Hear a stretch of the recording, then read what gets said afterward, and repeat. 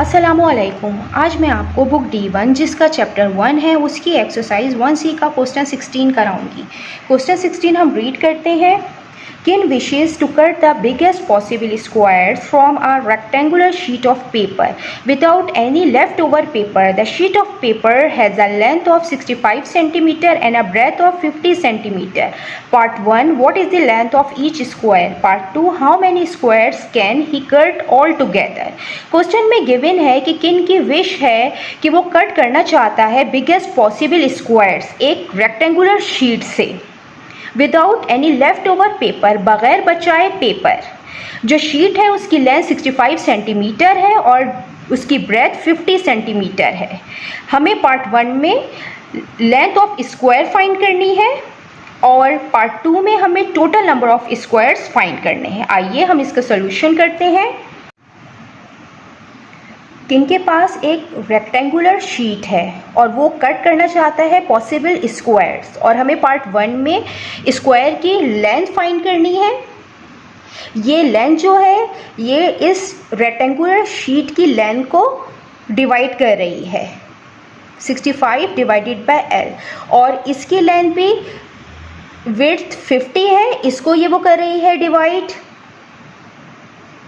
तो जो डिवाइड करता है वो फैक्टर होता है, इसका मतलब है कि वो दोनों का कॉमन फैक्टर होगा।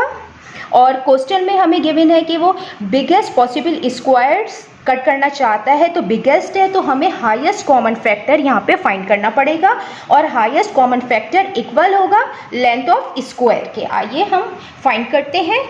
सिंपल हम प्राइम फैक्टराइजेशन से फाइंड करेंगे हाईएस्ट कॉमन फैक्टर।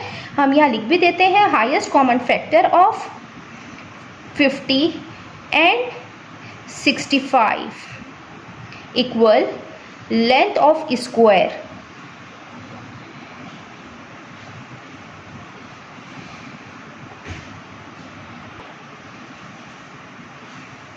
हम सबसे पहले प्राइम फैक्टर्स फाइंड करेंगे। 50 का फाइंड करते हैं। ये 2 से होगा, इसके लास्ट डिजिट 0 है। 2 2 ज़ा 4, 5 माइनस 4 1, 2 5 ज़ा 10, 25 ये 5 से डिविजिबल होता है, 5 5 ज़ा 25, 5 1 ज़ा 5। अब हम 65 के प्राइम फैक्टर्स फाइंड करेंगे। इसका लास्ट डिजिट 5 है तो ये 2 से डिविजिबल नहीं है, तो हम इसको 3 से चेक करते हैं। और 3 से चेक करने के लिए इसमें 3 का डिविजिबिलिटी रूल लगता है। 3 का डिविजिबिलिटी रूल ये होता है, यहाँ पे मैं बताती हूँ कि 6 + 5 11, 3 से डिविजिबल नहीं है, लिहाजा ये 3 से नहीं होगा। अब हम इसको 5 से चेक करेंगे। ये 5 से पॉसिबल है क्योंकि इसका लास्ट डिजिट 5 है। 5 1 ज़ा 5, 6 माइनस 5 1, 15, 5 3 ज़ा 15। 13 प्राइम नंबर है, ये अपने ही नंबर से डिविजिबल होता है। 13 1 ज़ा 13। अब हम इसके फैक्टर्स लिखेंगे, प्राइम फैक्टर्स 50 के 2 × 5 × 5। अब हम 65 के प्राइम फैक्टर्स लिखेंगे 5 × 13।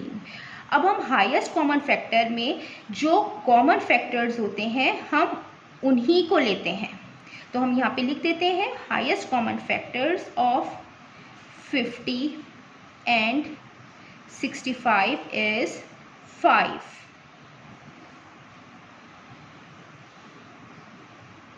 और ये जो हाईएस्ट कॉमन फैक्टर है ये लेंथ है स्क्वायर की, तो हम यहाँ पे लिख भी देते हैं therefore length of each square equal 5 centimetre.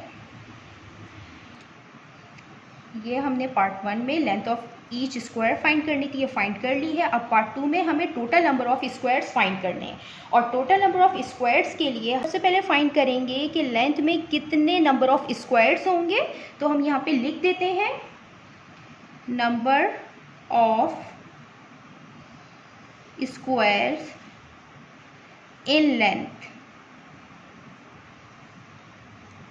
Length है 65 और जो लेंथ आई है यहाँ पे ईच स्क्वायर की वो आई है 5, तो ये 5 है।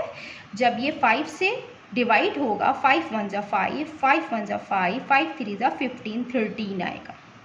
13 आए ये।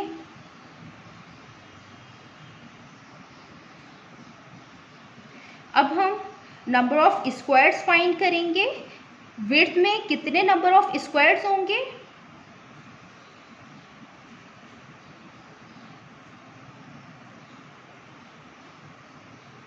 विड्थ 50 है, इसको हम डिवाइड करेंगे लेंथ से जो हमने फाइंड की है।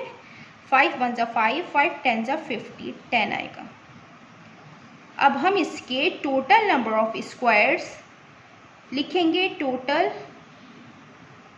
नंबर ऑफ स्क्वायर्स जो हमें फाइंड करने थे 13 इंटू 10। ये जो लेंथ है इसमें 13 पॉसिबल स्क्वायर्स बन रहे हैं और ये जो विड्थ है इसमें 10 पॉसिबल स्क्वायर्स बनेंगे। तो हम 13 इंटू 10 करेंगे तो 130 आएगा। तो 130 नंबर ऑफ पॉसिबल स्क्वायर्स होंगे जो कट करेगा किन। जितना मैंने एक्सप्लेन किया है, अगर इसमें कोई भी क्वेरी है तो आप कमेंट्स में लिखकर मुझसे पूछ सकते हैं। अल्लाह हाफिज़।